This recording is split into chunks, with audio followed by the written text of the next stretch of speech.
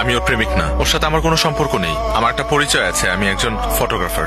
গত 3 দিন আগে ওর সাথে একটা ঘটনা ঘটেছে, খুব বাজে। সেটা হলো যে ও একজনকে ভালোবাসতো এবং সে ভালোবাসার মানুষের জন্য আসলে পালিয়ে গিয়েছে, কিন্তু দুর্ভাগ্যবশত ওর ভালোবাসার মানুষটি ওর সাথে অন্যায় করেছে, ওকে ছেড়ে চলে গেছে। আসেইনি, একা দাঁড়িয়েছিল সেই মানুষটির জন্য। এবং ওই সিচুয়েশনে গত 3 দিন আমি ওনাদের বাসায় ছিলাম। ওনার বাবা মা আমাকে নিজের মেয়ের মতো করে রেখেছিলেন। আমার ওই সময়টার মধ্যে ফুল সাপোর্ট দিয়েছিলেন ওনারা।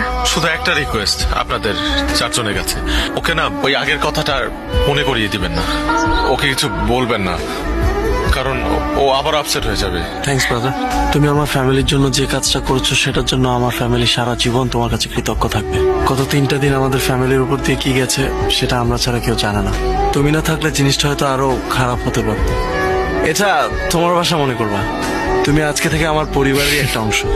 যখন মন চাইবে চলে আসবা।